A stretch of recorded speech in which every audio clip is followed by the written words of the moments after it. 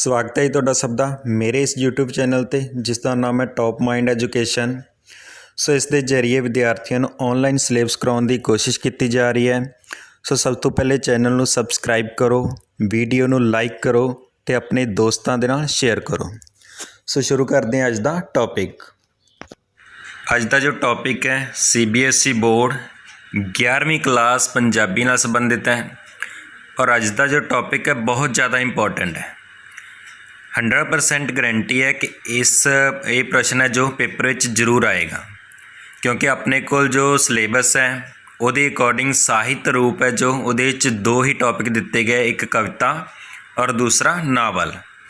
तो 100% दोनों ਦੇ चॉइस ਹੁੰਦੀ है, ਜਾਂ कविता करनी ਹੁੰਦੀ है और ਜਾਂ ही नावल करना ਹੁੰਦਾ है।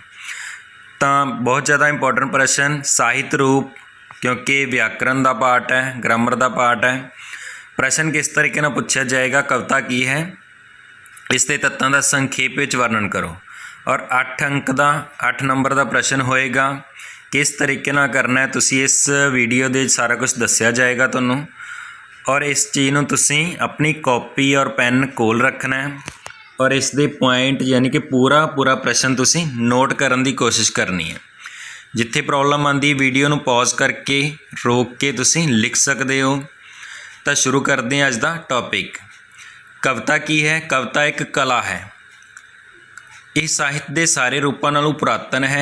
यह साहित्य का अजिहा रूप है जिस विच ख्याल, जज्बा, कल्पना, ताल या किसी प्रकार का वजन तोल का सुमेल हुंदा है। पहले तो ये समझ लो कि साहित्य है जो उस दे विच की कुछ आउंदा है और साहित्य के रूप किहड़े-किहड़े है। उन्होंने जिस तरीके नाल लिखिया है कि कविता साहित्य के सारे रूपों नालों पुरातन है। बाकी रूप जो हुंदे है जिस तरीके नाल नाटक है, नावल है, निक्की कहानी, जीवनी, स्वैजीवनी, ये बाकी सारे रूप है।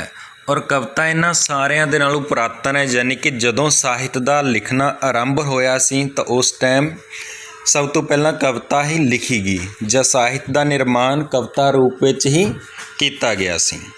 तो ये की हुंदा है कि जज्बा, ख्याल, वजन तोल का सुमेल हुंदा है। जदों इन्हां सारियां चीज़ों का सुमेल हुंदा है तो उस टाइम ही कविता का निर्माण हुंदा है।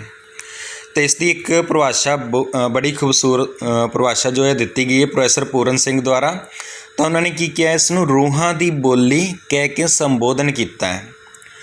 अंग्रेजी कवि कॉलरिज इसनूं की कहंदा है, कल्पना की पैदावार। अंग्रेजी कवि कॉलरिज ने इसनूं कविता नूं कल्पना की पैदावार का नाम दिता है। इहदा असल विच प्रबल भावां ते वलवियां दा बेरोक उछाला ही कविता है। इस प्रकार कविता रूह विचों निकले मन के भावां नूं लय जां ताल विच पेश करन दी कला है। यानी कि जो साडे मन के भाव हुंदे हन उन्होंने सुर दे विच, लय दे विच, ताल दे विच प्रगट करन दी भावना हुंदी है, प्रगट करन दी शक्ति हुंदी है। तो उस तो अगे जो पूछा जाएगा इस दे तत्त। कविता का निर्माण वख-वख तत्तां दे सुमेल करके हुंदा है जो कि हेठ लिखे अनुसार हैं। सब तो पहला जो पॉइंट है भाषा। कविता की भाषा विचले शब्द कई कार्य करते हैं। भाषा नूं कविता का कच्चा मसाला कहा जाता है, क्योंकि भाषा द्वारा ही कविता का निर्माण हुंदा है। कवि की भाषा आम लोगों नालों वक्री हुंदी है। आम लोग भाषा की वरतों केवल सूचना देने लई करते हैं, पर कवि अपनी भाषा की वरतों सुहजात्मक प्रभाव उपजाउण लई करता है। यानी कि उहदे विच एक सुहज पैदा करता है, एक आनंद पैदा करने की कोशिश करता है। असीं प्यारे विद्यार्थी जदों कविता नूं पढ़ते हैं तो उहदे विच एक वखरा आनंद, एक वखरी खुशी जो है सानूं अनुभव हुंदी है। कवि की भाषा विचों अद्भुत कोमलता, अर्थ शक्ति ते सुंदरता फुट फुट निकलती है। इस तरीके नाल भाषा इसका एक सब तो इंपॉर्टेंट तत्त आपां कह सकते हैं, महत्वपूर्ण तत्त के तौर पर जानिया जाता है। उस तो अगे है प्रतीक जां चिन्ह। कवि अपनी गल जां विषय नूं समझाउण लई कई प्रकार के प्रतीकां ते चिन्हां की वरतों करता है। सियाणा कवि अपनी कविता विच मन्ने प्रमन्ने प्रतीक ते चिन्ह वरत के डूंघे अर्थां दे भावां वल इशारा करता है। उदाहरण के तौर पर फुल्लां नूं खुशी दा अते कंडियां नूं दुख के प्रतीक के तौर पर पेश किया जाता है। यानी कि जदों कवि अपनी गल नूं समझाउण दे लई कोई होर उदाहरण पेश करदा है तां ओह की है प्रतीक दे तौर ते वरत रिहा हुंदा है। तो इस तरीके नाल जदों दुखां नूं पेश करना हुंदा है तां कंडिਆਂ ਦੀ उदाहरण दित्ती जाती है, जेकर खुशी नूं पेश करना हुंदा है तां फुੱਲਾਂ ਦੀ उदाहरण दित्ती जा सकती है।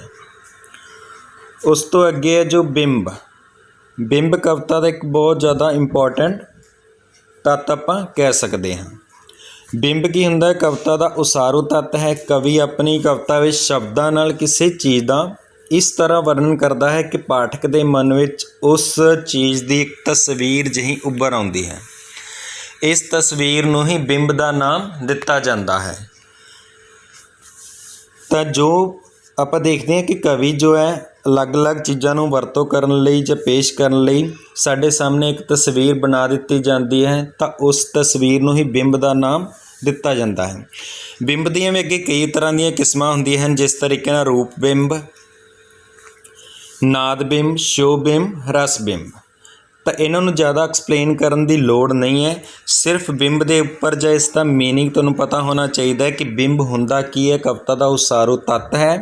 और कवि जदों साडे सामने किसी वस्तु का किसी चीज़ का चित्र बना के पेश कर दिंदा, उसनूं बिंब का नाम दिता जाता है। उस तो अगे जो पॉइंट है साडे सामने वो है छंद। छंद कविता का एक बहुत ज़्यादा महत्वपूर्ण तत्त मन्निया जाता है। छंद का कविता विच अपना ही महत्व है। कविता विच शब्दां, वर्णां ਅਤੇ मात्रा की गिनती या खास तरतीब नूं छंद कहा जाता है। जदों एक कवि शब्दां के आधार के उपर, मात्रा के आधार के उपर या वर्णां के आधार के उपर कविता निर्माण करता है, तो वह की है उस छंदबंदी अधीन कविता का निर्माण कर रहा है। पुरातन ते मध्यकाल में छंद तो बिना कविता की कल्पना भी नहीं सी की जा सकती। बेशक अजकल खुली कविता या छंद रहत कविता की रचना जोर फड़ रही है, यानी कि अजकल के समय में छंद रहत कविता का निर्माण किया जा रहा है। पर अज की जिहड़ी खुली कविता उस छंदबंदी के बंधनों तो पूर्ण तरीके नाल मुक्त नहीं है। क्यों?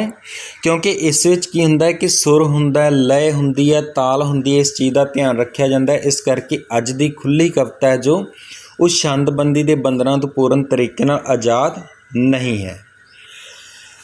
पंजवां जो पॉइंट है अलंकार। अलंकार भी कविता का एक बहुत ज़्यादा महत्वपूर्ण तत्त है। कवि कविता नूं वधेरे सुहजमई ते प्रभावशाली बनाउण लई कई प्रकार दीआं सजावटी जुगतां दी वरतों करता है, जिन्हां नूं अलंकार कहा जाता है। अलंकार नूं कविता का गहना भी कहा जाता है, जिस नूं कवि अपनी कविता नूं सुंदर बनाउण लई वरतदा है। एक सिंपल जी उदाहरण बड़ी खूबसूरत दित्ती जाती है कि जिस तरीके नाल एक औरत अपने रूप नूं शिंगारन दे लई अलग अलग प्रकार के गहनिਆਂ की वरतों करती है, उस तरीके नाल एक कवि अपनी कविता नूं खूबसूरत बनाउण लई अलंकार रूपी गहनिਆਂ की वरतों करता है। तो इस तरीके नाल अलंकार नूं असीं कविता का गहना कह सकते हैं, जिस द्वारा कवि अपनी कविता नूं, अपने भावां नूं खूबसूरती दे नाल पेश करन दी कोशिश करता है। अगला जो पॉइंट है छेवां कल्पना। कल्पना तो बिना कविता की होंद आपां कह सकते हैं कि संभव नहीं है। आपां पहले पढ़ चुके हैं कि कालरिज ने कल्पना शक्ति की ही गल कीती सी। कहते कल्पना भी एक कविता का विशेष तत्त है। अंग्रेजी कवि कालरिज अनुसार कविता तो पैदा ही कल्पना तो हुंदी है, यानी कि कल्पना तो बिना आपां कविता की होंद नूं स्वीकार नहीं कर सकते। कल्पना शक्ति द्वारा ही कवि अनदेखे ते अनजाने दृश्यां ते वस्तां नूं पाठकां सामने इस प्रकार पेश करता है कि वो बिल्कुल असल वर्गे प्रतीत होंदे हैं। असीं जिस जगह के उपर बैठ के कविता पढ़ रहे होंदे हाँ, सुन रहे होंदे हाँ, उस द्वारा कवि सानूं कल्पना दीआं उडारियां विच लै जांदा है ते असीं उस जगह के उपर पहुँच के उस चीज़ नूं अनुभव करन दी कोशिश करते हैं। अगला जो पॉइंट है रस जां मनोभाव। बहुत ज़्यादा जरूरी तत्त है कि कविता दे विच कोई ना कोई रस जां मनोभाव जरूर दर्शाए गए होंदे हैं। कविता नूं पढ़ के जिहड़े भाव मन विच पैदा होंदे हैं उन्हां नूं रस कहा जाता है। भाव जां मनोभाव ਜਾਂ ਜਜ਼ਬੇ ਕਵਿਤਾ ਵਿੱਚ ਵਿਸ਼ੇਸ਼ ਸਥਾਨ ਰੱਖਦੇ ਹਨ। ਇਸੇ ਕਰਕੇ ਕਵਿਤਾ ਨੂੰ ਤਿੱਖੇ ਜਜ਼ਬਿਆਂ ਦਾ ਬੇਰੋਕ ਉਛਾਲਾ ਕਿਹਾ ਜਾਂਦਾ ਹੈ। ਕਵਿਤਾ ਵਿੱਚ ਭਿੰਨ-ਭਿੰਨ ਪ੍ਰਕਾਰ ਦੇ ਜਜ਼ਬਿਆਂ ਦੀ ਪ੍ਰਧਾਨਤਾ ਇਸ ਵਿੱਚ ਭਿੰਨ-ਭਿੰਨ ਪ੍ਰਕਾਰ ਦੇ ਰਸ ਪੈਦਾ ਕਰਦੀ ਹੈ। ਅਤੇ ਇਸ ਤਰੀਕੇ ਨਾਲ ਰਸ ਕੀ ਹੈ ਕਿ ਜਦੋਂ ਕਵਿਤਾ ਦੇ ਵਿੱਚ ਜੋ ਭਾਵ ਪੈਦਾ ਕੀਤੇ ਜਾਂਦੇ ਹਨ ਤਾਂ ਉਹਨਾਂ ਨੂੰ ਰਸ ਦਾ ਨਾਮ ਦਿੱਤਾ ਜਾਂਦਾ ਹੈ। ਜਿਸ ਤਰੀਕੇ ਨਾਲ ਕੁਝ ਕਵਿਤਾਵਾਂ ਪੜ੍ਹ ਕੇ ਖੁਸ਼ੀ ਦੇ ਭਾਵ, ਕੁਝ ਕਵਿਤਾਵਾਂ ਪੜ੍ਹ ਕੇ ਦੁੱਖ ਦੇ ਜਾਂ ਗਮੀ ਦੇ ਭਾਵ ਪੈਦਾ ਹੁੰਦੇ ਹਨ ਤਾਂ ਉਹਨਾਂ ਨੂੰ ਰਸ ਦਾ ਨਾਮ ਦਿੱਤਾ ਜਾਂਦਾ ਹੈ। ਤਾਂ ਜੋ ਸਾਡੇ ਜਜ਼ਬੇ ਹੁੰਦੇ ਆ ਉਹ ਕਵੀ ਦੀ ਭਾਵਨਾ ਦੇ ਨਾਲ ਜੁੜ ਜਾਂਦੇ ਹੈ। ਤਿੱਖੇ ਜਜ਼ਬਿਆਂ ਦਾ ਬੇਰੋਕ ਉਛਾਲਾ ਇਸ ਨੂੰ ਕਿਹਾ ਗਿਆ ਹੈ। ਇਸ ਤਰ੍ਹਾਂ ਅਸੀਂ ਕਹਿ ਸਕਦੇ ਹਾਂ ਕਿ ਕਵਿਤਾ ਦੇ ਕਈ ਭੇਦ ਮੰਨੇ ਜਾਂਦੇ ਹਨ। ਭੇਦ ਕੀ ਹੁੰਦੇ ਆ? ਕਰੂਪ, ਯਾਨੀ ਕਿ ਜਦੋਂ ਅਸੀਂ ਇਸ ਨੂੰ ਖ਼ਤਮ ਕਰਨਾ ਹੈ ਤਾਂ ਨਾਲ ਦੀ ਨਾਲ ਇਸ ਦੇ ਭੇਦ ਦੱਸਣ ਦੀ ਕੋਸ਼ਿਸ਼ ਕਰਨੀ ਹੈ। ਇਸ ਦੇ ਕਿਹੜੇ-ਕਿਹੜੇ ਭੇਦ ਹਨ? ਜਿਵੇਂ ਕਵਿਤਾ ਲੋਕ ਗੀਤ ਵੀ ਹੁੰਦੇ ਹੈ, ਅਲੱਗ-ਅਲੱਗ ਤਰ੍ਹਾਂ ਦੇ ਅਸੀਂ ਲੋਕ ਗੀਤ ਪੇਸ਼ ਕਰਦੇ ਹਾਂ, ਉਹ ਇੱਕ ਕਵਿਤਾ ਦਾ ਰੂਪ ਹੁੰਦੇ ਆ। ਵੀਰ ਰਸ ਜਿਹੜੀਆਂ ਵਾਰਾਂ ਹੁੰਦੀਆਂ ਨੇ, ਵੀਰ ਰਸੀ ਵਾਰਾਂ ਹੁੰਦੀਆਂ ਨੇ, ਵਾਰਾਂ ਜਾਂ ਜੰਗਨਾਮੇ, ਉਹਨਾਂ ਦੁਆਰਾ ਵੀ ਅਸੀਂ ਆਪਣੇ ਭਾਵ ਪ੍ਰਗਟ ਕਵਿਤਾ ਦੇ ਰੂਪ ਵਿੱਚ ਕਰ ਸਕਦੇ ਹਾਂ। ਕਿੱਸਾ ਕਾਵਿ ਸਾਰਿਆਂ ਨੇ ਸੁਣੇ ਹੋਏ ਆ ਕਿ ਕਿੱਸਾ ਕਾਵਿ ਜਿਹੜੇ ਆ ਕਿਸ ਤਰੀਕੇ ਦੇ ਸੀ। ਹੀਰ ਰਾਂਝਾ, ਮਿਰਜ਼ਾ ਸਾਹਿਬਾਂ, ਸੱਸੀ ਪੁੰਨੂ। ਮਹਾਕਾਵਿ ਕੀ ਹੁੰਦਾ ਕਿ ਕਿਸੇ ਇੱਕ ਵਿਸ਼ੇ ਨੂੰ ਲੈ ਕੇ ਪੂਰੀ ਕਿਤਾਬ ਲਿਖੀ ਜਾਂਦੀ, ਉਸ ਨੂੰ ਮਹਾਕਾਵਿ ਦਾ ਨਾਮ ਦਿੱਤਾ ਜਾਂਦਾ ਹੈ। ਪਰ ਗੀਤ ਇੱਕ ਛੋਟੀ ਕਵਿਤਾ ਜਾਂ ਛੋਟੇ ਗੀਤ ਦੇ ਰੂਪ ਵਿੱਚ ਪੇਸ਼ ਕੀਤੀ ਜਾਂਦੀ ਹੈ। ਗਜ਼ਲ ਕਾਵਿ ਤਾਂ ਕਵਿਤਾ ਦੇ ਰੂਪ ਵਿੱਚ ਗਜ਼ਲਾਂ ਵੀ ਲਿਖੀਆਂ ਜਾਂਦੀਆਂ ਨੇ। ਉਸ ਤੋਂ ਇਲਾਵਾ ਖੁੱਲ੍ਹੀ ਕਵਿਤਾ ਦੇ ਨਾਮ ਲਏ ਜਾ ਸਕਦੇ ਹਨ। ਇਸ ਤਰੀਕੇ ਨਾਲ ਕਵਿਤਾ ਦੇ ਟੋਟਲ ਆਪਣੇ ਕੋਲ 7 ਪੁਆਇੰਟ ਬਣਦੇ ਹਨ। 8 ਨੰਬਰ ਦਾ ਪ੍ਰਸ਼ਨ ਆਪਣੇ ਕੋਲ ਪੁੱਛਿਆ ਜਾਏਗਾ। ਇਸ ਤਰੀਕੇ ਨਾਲ ਸਭ ਤੋਂ ਪਹਿਲੇ ਆਪਾਂ ਨੇ ਕੀ ਕਰਨਾ ਹੈ ਕਿ ਇਸ ਦਾ ਮੀਨਿੰਗ ਦੱਸਣ ਦੀ ਕੋਸ਼ਿਸ਼ ਕਰਨੀ ਹੈ, ਪਰਿਭਾਸ਼ਾ ਜ਼ਰੂਰ ਦੇਣੀ ਹੈ। ਜਿਸ ਤਰੀਕੇ ਨਾਲ ਪ੍ਰੋਫੈਸਰ ਪੂਰਨ ਸਿੰਘ ਨੇ ਕਿਹਾ, ਰੂਹਾਂ ਦੀ ਬੋਲੀ ਔਰ ਅੰਗਰੇਜ਼ੀ ਕਵੀ ਕਾਰਜ ਜਿਸ ਨੂੰ ਕਲਪਨਾ ਦੀ ਪੈਦਾਵਾਰ ਮੰਨਦਾ ਹੈ। ਤਾਂ ਇਸ ਤਰੀਕੇ ਨੇ ਸਾਰਾ ਪ੍ਰਸ਼ਨ ਤੁਸੀਂ ਆਪਣੀ ਕਾਪੀ ਦੇ ਉੱਪਰ ਨੋਟ ਕਰਕੇ ਰੱਖ ਲੈਣਾ ਤਾਂ ਕਿ ਪੇਪਰ ਦੇ ਵਿੱਚ ਕੰਮ ਆਏਗਾ। ਔਰ ਇਸ ਤਰੀਕੇ ਨਾਲ 8 ਨੰਬਰ ਦਾ ਪ੍ਰਸ਼ਨ ਤੁਹਾਡਾ 100% ਜੋ ਹੈ ਪੇਪਰ ਦੇ ਵਿੱਚ ਪੁੱਛਿਆ ਜਾਏਗਾ।